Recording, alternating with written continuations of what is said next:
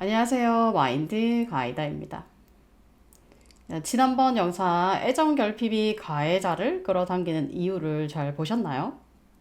오늘은 그것에 이어서 애정 결핍이 상황에 따라 사람에 따라 이 두 가지 방식을 어떻게 사용하는지를 말씀을 드려볼게요. 애정 결핍의 사람들이 이 사랑받는 방식 두 가지. 하나는 그 사람이 원하는 대로 맞추어져서 사랑을 받는 거. 그리고 두 번째는 상대를 내 뜻대로 맞추게 해서 내가 사랑을 받는 거. 이 두 가지 방식을 사용해야 하는데, 요 한 가지 방식밖에 사용을 못 한다고 지난번에 말씀드렸죠.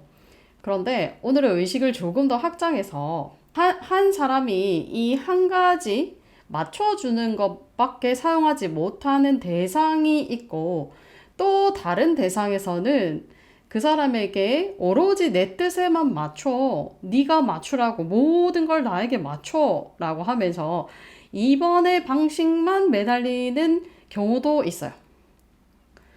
우리는 어떤 사람을 상대할 때, 어떤 사람과 관계를 맺을 때 1번도 절반, 2번도 절반, 그래서 주거니 받거니 하는 관계를 이뤄야 되거든요.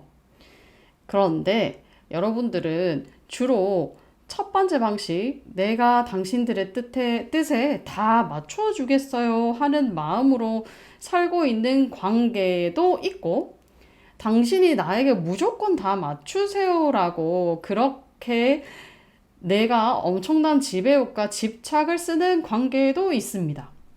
그래서 한 사람의 무의식에 두 가지 면을 완전히 극단적으로 치우쳐서 쓰고 있기 때문에 이 두 가지를 다 인식하시고, 내가 이 사람을 만났을 때는 1번밖에 못 쓰는 사람이구나. 내가 이 사람을 만났을 때는 2번밖에 못 쓰는 사람이구나를 인식하셔야 돼요. 자, 예를 들어 부모님께 어릴 때부터 부모님이 원하는 대로 다 들어주고 내가 맞춰주고 살았던 사람들이 많을 거야. 그래서 지배를 받으면서만 사셨던 분들, 부모님이 절대 자녀의 말에 따라주지 않았던 분들은 부모님 앞에만 가면 내가 다 해줘야 될 것 같은 불안함, 두려움이 올라와요. 물론 속으로는 또 부모님 뜻을 절대 맞추지 않겠어 라는 거부감도 같이 가지고 계실 거예요. 자, 이럴 때는 부모님께 내가 받고 싶은 마음, 내 뜻을 전할 때 엄청난 두려움이 올라오겠죠. 상대의 뜻에만 맞추는 버릇을 했던 그 상대의 관계 패턴을 맺었던 거, 특히 내가 굉장히 사랑받고 싶었던 사람인데 사랑을 못 받은 경우, 이 사람만 보면 두려움이 올라올 거예요. 그래서 해야 될 말도 하지 못하고, 즉 2번의 방식을 사용하지 못해요. 내 뜻대로 이 사람을 맞추는 것을 못하는 거예요. 너무 두려워서. 버림받을까봐 너무 두려워서 이 사람한테는 내 뜻을 들어달라는 말을 못할 거예요. 저 같은 경우는 굉장히 먼 거리의 관계에 있을 때는 괜찮은데, 가까운 관계가 되면 친해지거나 나의 측근이 되었다는 생각이 들면 내 뜻대로 맞춰달라는 요구를 못했어요. 오히려 먼 거리에 있을 때는 내 말을 너무너무 쉽게 했고, 그 사람에게 사랑받고 싶은 마음이 안 올라왔기 때문에 내 요구, 내 뜻을 맞추세요라고 당당하게 요구했어요. 뭐 물건을 AS를 한다거나 물건을 판매하시는 분들에게 불만을 말하거나 이럴 때는 사랑받고 싶은 마음이 없었기 때문에 내 뜻에 맞춰주세요 라고 너무 당연히 요구할 수 있었어요. 그런데 오히려 내가 인정받고 싶은 대상, 내가 사랑받고 싶은 대상들, 부모님에게서나 뭐 특히 뭐 지인들에게서 나랑 근거리에 있는 사람은 저 사람은 좋은 사람이야 라는 평가를 받고 싶은 사람에게서는 내 뜻에 맞추세요, 당신이 이번에 내 뜻을 들어주세요, 이런 요구를 못했어요. 그래서 이런 사람들에게조차 내 뜻에 맞춰 라고 할 수 있어야 돼요. 그래야 내가 이 사람들을 만났을 때 균형 잡힌 관계를 하면서 내 마음이 편안해지거든요. 그 관계를 할 수 있어야 되고, 이제 두 번째 분들은 내가 완전히 내 뜻에만 맞춰, 난 네 뜻에 절대 안 맞출 거야, 이럴 때는 어떤 관계였냐면, 제가 남자친구들을 만날 때 여자가 남자를 만나서 사랑을 받고 싶고 사랑받는 그 대상에 집착할 때, 또는 남자가 여자친구를 만나서 그 사람에게 사랑받고 싶을 때, 너무너무 집착하고 싶을 때, 모든 것을 내 지배 아래 두면서 당신들이 내 뜻을 들어주는 완전 아기가 되는 거죠. 아기 상태로 내 맘 다 들어달라고, 이렇게 해야 넌 날 사랑하는 거야, 내 말 다 들어야지 넌 날 사랑하는 거지, 이 상태가 되는 거야. 그래서 완전히 너는 내 뜻에만 맞춰 라고 집착을 쓰는 거죠. 그러면 이 사람에게서는 내가 그 사람의 뜻을 들어주면서 내가 사랑을 받을 수 있어야 돼요. 즉 내가 예쁜 태도로 사랑을 받을 수 있어야 돼요.